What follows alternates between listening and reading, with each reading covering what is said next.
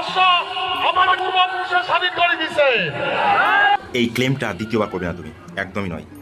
যে রাজারা, যে রাজ্য সামান্য একটা ভুটান দেশের আক্রমণ থেকে রক্ষার জন্য ইংরেজদের কাছে আত্মসমর্পণ করে 50% ট্যাক্সের বিনিময়ে তোমরা তোমাদের সার্বভৌমত্বকে হারিয়ে ফেলেছিলে, তারা নাকি ভারতকে আবার ব্রিটিশদের কাছ থেকে 200 বছর, মানে 1773 পরে ধরলাম যে 1933 বা 1940, 200 বছর পরে যখন ব্রিটিশ এত শক্তিশালী আর তোমাদের রাজারা তখন ভোগবিলাসে ব্যস্ত, তোমরা তখন মানে তোমরা তখনও রাজাদের সেবায় ব্যস্ত, তখন নাকি তোমরা ব্রিটিশদের পরাস্ত করেছিলে।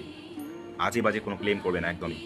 ভারত স্বাধীন হয়েছে ভিন্ন ভিন্ন ক্ষেত্রে, ভিন্ন ভিন্ন সময়ে ভারতের ভিন্ন ভিন্ন স্বাধীনতা সংগ্রামীদের জন্য। মহাত্মা গান্ধী, নেহরুজি, নেতাজি, সর্দার বল্লভভাই প্যাটেল, মাস্টারদা সূর্য সেন, প্রীতিলতা ওয়াদ্দেদার, এরকম ভগৎ সিং, কত কত কত কত বিপ্লবীর মাধ্যমে আমাদের এই ভারত স্বাধীনতা লাভ করেছে।